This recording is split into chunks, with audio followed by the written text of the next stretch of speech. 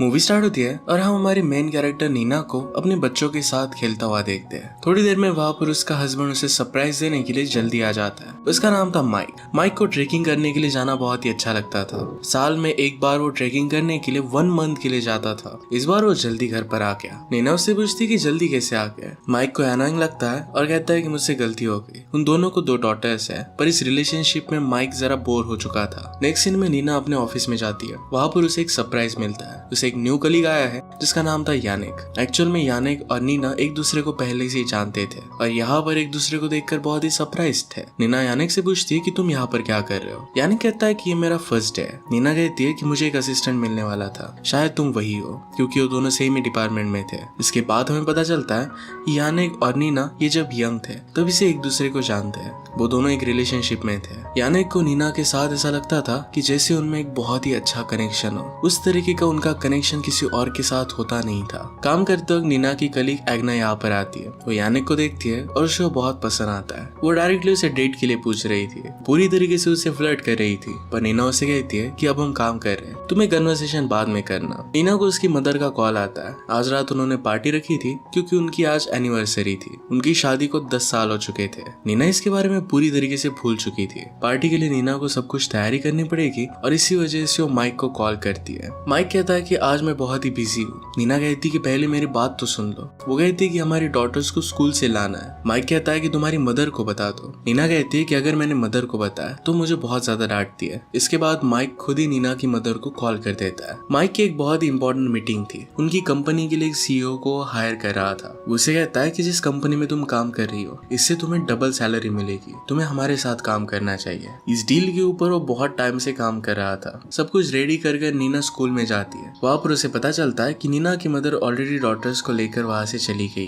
वो घर पर आती है तो उसके फादर हर जगह पर मदद कर रहे थे। उन्हें इस सिचुएशन के बारे में पता था कि नीना पर बहुत ही लोड आ रहा है। फादर कहते हैं कि रिलेशनशिप में सिर्फ एक ही पर्सन अगर बहुत ज्यादा ट्राई कर रहा होगा तो ये प्रॉब्लम आने ही वाली है। माइक को भी इसमें एफर्ट्स डालने चाहिए। नीना कहती है कि माइक मेरे साथ रहता है, ये बहुत बड़ी अचीवमेंट है। इसके बाद माइक घर पर आ जाता है। उनकी शादी को 10 साल हो चुके थे तो नीना की मदर स्पीच देती है। रात में नीना और माइक के दोनों करीब आ रहे थे। वो दोनों इंटीमेट हो पाते उससे पहले उनकी डॉटर उनके पास सोने के लिए आ जाती है। नेक्स्ट सीन में हम देखते हैं कि यानिक और नीना अपने एक न्यू प्रोजेक्ट पर काम करना स्टार्ट करते हैं। उन्हें एक सीरीज क्रिएट करनी थी। इस सीरीज के लिए नीना आइडिया देती है कि ह्यूमन बॉडीज के बारे में हमें बनाना चाहिए। यानिक को आइडिया बहुत पसंद आता है। इस पर फिर वो ब्रेनस्टॉर्मिंग करने लग जाते हैं। लोगों में अपनी बॉडीज को लेकर क्या क्या इनसिक्योरिटीज होती है। यानिक का मानना था कि बॉडी को लेकर हमें इनसिक्योर नहीं होना चाहिए। एज अ पर्सन हम कैसे, ये बहुत ज्यादा इंपॉर्टेंट है। हम उन दोनों का पास्ट का सीन देखते हैं। वहाँ पर नीना उससे कह रही थी कि मैं तुमसे एज में बड़ी हूँ, तुम्हारे क्लासमेट तुम्हें चिढ़ा सकते हैं। इसका मतलब है फर्स्ट टाइम जब वो रिलेशनशिप में थे तब भी उनमें बहुत ज्यादा एज गैप था। माइक कहता है कि मुझे इससे कुछ भी फर्क नहीं पड़ता। वो उसे उसके फ्रेंड से मिलवाने के लिए इनवाइट करता है। प्रेजेंट में नीना की डेस्क पर कॉफी नीचे गिर जाती है। उसके ड्रॉवर में से वो अपनी फैमिली की फोटो निकालती है। यानी कि इस बात से सरप्राइज था कि नीना को 2 डॉटर्स है। वो इनके नाम पूछता है। नीना ने उनके नाम बताया तो यानी कि इस बात से भी सरप्राइज था। पास में उन्होंने डिसाइड किया था कि जब उन्हें बच्चे होंगे तो उनके नाम वो क्या रखेंगे। वही नाम नीना ने अपने डॉटर्स के रखे हैं। यानी अभी अभी इस सिटी में शिफ्ट हुआ था। लास्ट टाइम नीना के साथ ब्रेकअप करने का रीजन ये था कि उसे अलग कंट्री में शिफ्ट होना पड़ा था। नीना उससे पूछती कि वहाँ पर तुम्हारा एक्सपीरियंस कैसा रहा। यानी कहता है कि मुझे जो भी सीखना था, जो एक्सप्लोर करना था, वो सारी चीजें मैं कर चुका। नेक्स्ट में हम देखते हैं कि यानिक से मिलने के लिए उसकी सिस्टर आई हुई थी। उसे यानिक जरा अलग लगता है। उससे पूछती है कि हुआ क्या है, तुम बहुत ही अलग लग रहे हो, क्या तुम प्यार में हो। यानिक इस बात पर स्माइल कर देता है। सिस्टर उसके लिए बहुत ही एक्साइटेड थी कि वो लड़की है कौन, क्या वो ब्यूटीफुल है। यानिक कहता है कि वो बहुत ही ब्यूटीफुल है, उसकी शादी हो चुकी है और उसे डॉटर्स भी है। ये बात सिस्टर को बहुत ही अजीब लगती है। वो कहती है कि तुम किसी का घर तोड़ दोगे। यानिक कहता है कि एक बार मैं इस प्यार से भाग चुका हूँ और मैं फिर से नहीं भागना चाहता। रात में नीना यानिक से ही टेक्स्ट कर रही थी। माइक उसे बुलाने के लिए आता है और उसके लिए वाइन लाता है। वो आज सेलिब्रेट कर रहा था क्योंकि उसकी डील कंप्लीट हो चुकी। वो आज बहुत ही खुश था। नीना कहती है कि हमें फिर सेलिब्रेट करना चाहिए, कहीं पर वीकेंड के लिए जाना चाहिए। माइक कहता है कि हम जाएंगे, पर मैं सोच रहा था कि फिर से 1 मंथ के लिए मैं आइसलैंड जाकर आऊं। नीना कहती है कि तुम तो 2-3 मंथ्स के बाद जाने वाले थे। माइक कहता है कि मुझे अभी जाने की जरूरत है। नीना ने कहा कि यहाँ पर मुझ पर बहुत सारी रिस्पॉन्सिबिलिटीज है, सारी चीजें मुझे संभालनी पड़ेगी, मेरा न्यू प्रोजेक्ट आ रहा है, ये सब मैं कैसे कर पाऊंगी। माइक कहता है कि तुम सब कुछ हैंडल कर लोगे, डोंट वरी। नीना गुस्सा होकर वहां से चली जाती है। अगले दिन माइक बच्चों को अपनी मदर के पास छोड़ने के लिए जा रहा था। वो चाहता है कि नीना को जरा रिलैक्स लग सके। काम के वक्त नीना और यानिक अलग अलग जगह पर जाते हैं। वहाँ पर वो लोगों की फोटोज ले रहे थे। फोटो लेते लेते वो करीब आ जाते हैं तो नीना कहती है कि हमें एक दूसरे से जरा डिस्टेंस मेंटेन रखना चाहिए। माइक अब यहाँ से जाने वाला था,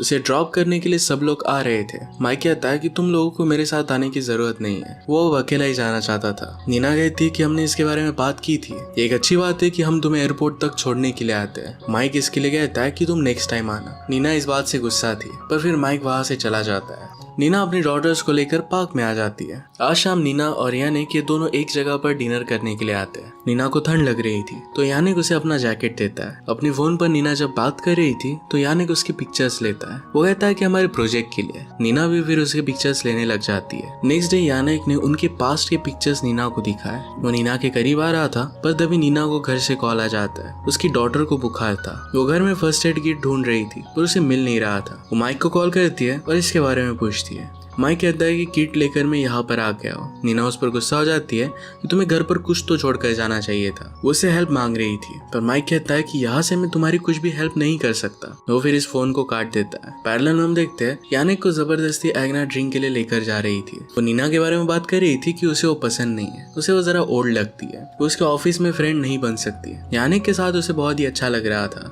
यानिक को फिर नीना को कॉल आ जाता है। उसे मेडिसिन और खाना लाने के लिए उसकी हेल्प चाहिए थी। यानिक फिर मेडिसिन लेकर तुरंत वहाँ पर आ जाता है। रात में वो वहाँ से चला गया पर एक नोट छोड़ कर गया जिसमें लिखा था कि अगर तुम्हें कभी भी जरूरत पड़े तो मुझे कॉल करना, मैं आ जाऊंगा। उसके लिए एक ब्यूटीफुल सा डिनर बनाकर हो गया था। नीना को देखकर बहुत ही अच्छा लगता है। पैरेलल में हम देखते हैं कि माइक अकेला था, उसे नीना की याद आ रही थी। अगले दिन यानिक फिर से कुछ चॉकलेट्स और कुछ मेडिसिन लेकर आता है। एक डॉटर को तो बहुत पसंद आता है पर जो बीमार थी उसे लगता है कि यानिक को यहाँ पर नहीं होना चाहिए। यानिक फिर चला गया। नीना को माइक का कॉल आता है। वो अपनी डॉटर से बात करता है।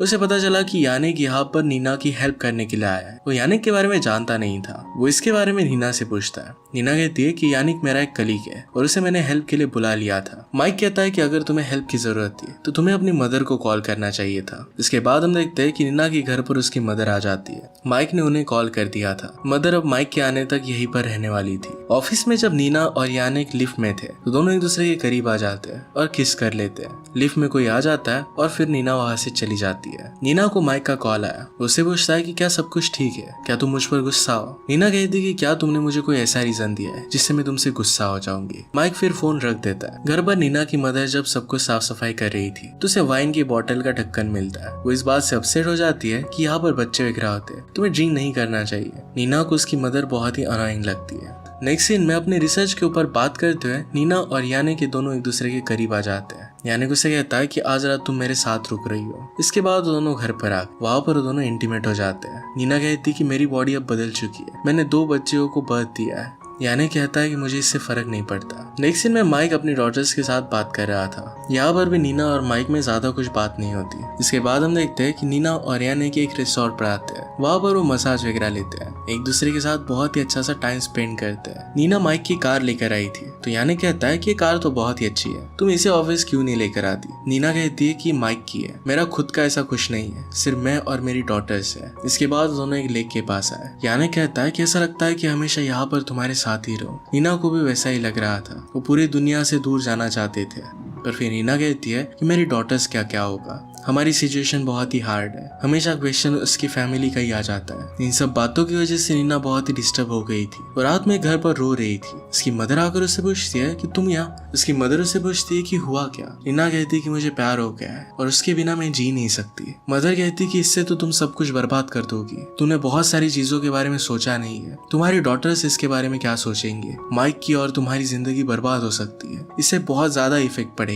जिससे तुम प्यार करती हो कभी ना कभी उसे भी अपने खुद के बच्चे चाहिए होंगे। एक आदमी अपने बच्चों के बिना नहीं जी सकता, इसके बारे में भी तुम्हें सोचना चाहिए। हमारी लाइफ में सबसे इम्पोर्टेंट चीज सिर्फ एक ही होती है और वो है फैमिली। तुम्हें अपनी फैमिली के बारे में सोचना चाहिए। नीना बहुत ही कंफ्यूज थी, उसे पता नहीं था कि वो क्या करे। उसकी मदर उसे कहती है कि तुम जो भी करो मैं हमेशा तुम्हारे लिए यहाँ पर हूँ। अगले दिन ऑफिस में यानिक नीना को मसाज दे रहा था। ये जब एग्ना देखती है तो इस बात से बहुत ही गुस्सा हो जाती है। कहती है कि तुम दोनों के बीच में चल क्या रहा है, तुम उसे हरास कर रही हो। उसको पूरी तरीके से इग्नोर कर देते हैं। यानिक यानी कहता है कि यहाँ पर आने से पहले मैंने एक इंटरव्यू दी थी, उसे एक बहुत ही बड़ा जॉब मिल रहा है। वो कहता है कि तुम भी मेरे साथ चल सकती हो। नीना कहती है कि तुम्हें वो जॉब एक्सेप्ट कर लेना चाहिए और चले जाना चाहिए। मैं अपनी फैमिली को छोड़ नहीं सकती, ये हम सब के लिए बहुत अच्छा रहेगा। माइक जहाँ पर ट्रेकिंग करने के लिए आया था वहाँ पर वो एक आदमी से मिलता है। वो बात करने लगते हैं तो बातों बातों में वो कहता है कि मैं हमेशा मेरी गर्लफ्रेंड के साथ यहाँ पर आना चाहता था, पर कभी भी वो पॉसिबल नहीं हो पाया। वो हमेशा मेरा साथ दे रही थी, पर फिर भी मैंने उसे फॉर ग्रांटेड लिया। मैंने कभी भी उसे उतनी ज्यादा रिस्पेक्ट दी नहीं। इवेंचुअली मैंने उसके साथ ब्रेकअप कर लिया।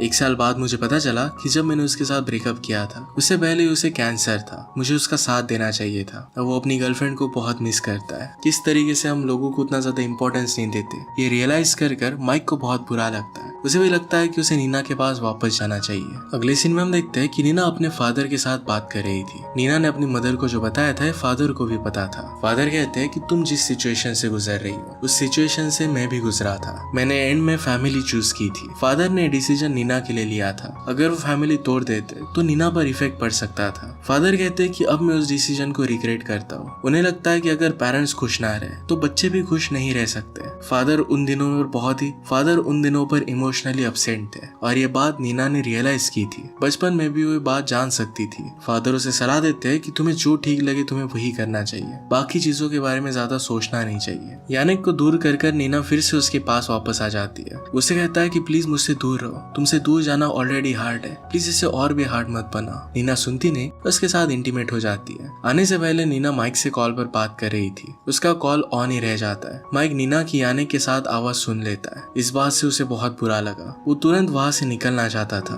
रात में उसने नीना को कॉल किया और इस बात के लिए वो उसे कन्फ्रंट करता है। नीना को इससे बहुत बुरा लगा। वो रोते हुए यानिक के पास आई। वो कहती है कि माइक को सब कुछ पता चल चुका है। यानिक उसे सपोर्ट देता है। अगले दिन जब माइक वहां से निकल रहा था तो देखता है कि एक खाई में एक आदमी बेहोश होकर पड़ा हुआ है। ट्रेकिंग करते वक्त उसका एक्सीडेंट हुआ था। माइक जल्दी से रेस्क्यू टीम को वहां पर बुला लेता है। उस आदमी को बचाने के लिए वो नीचे आ गया। नीना फिर माइक को पिकअप करने के लिए एयरपोर्ट पर आ जाती है। वहाँ की रेस्क्यू टीम उसे लेने के लिए आई। वो कहती है कि माइक ने एक आदमी को बेहोश देखा था, उससे हेल्प करने के लिए हो गया है, मैं आपको वहीं पर लेकर जाती हूँ। माइक जब उस आदमी को हेल्प कर रहा था तो ऊपर आते वक्त उसका खुद का एक्सीडेंट हो जाता है। रेस्क्यू टीम की लेडी और नीना दोनों बात करते हैं। वो कहती कि मैं और मेरा हस्बैंड दोनों रेस्क्यू का काम करते हैं। जब मैं जॉब पर होती हूँ तो वो बच्चों का ख्याल रखता है और जब वो काम करता है तो मैं बच्चों का ख्याल रखती हूँ। एक दूसरे को सपोर्ट कर वो आसानी से इस लाइफ में आगे बढ़ रहे हैं। अचानक से उन्हें कॉल आता है और माइक के बारे में पता चलता है। माइक हॉस्पिटल में था तो नीना को हॉस्पिटल में ही लेकर जाती है। वो डॉक्टर से पूछती है कि क्या माइक ठीक हो जाएगा। डॉक्टर कहते हैं कि अभी कुछ भी बता नहीं सकते, वो कोमा में है और कोमा से वापस आने के बाद ही हम कुछ बता सकेंगे।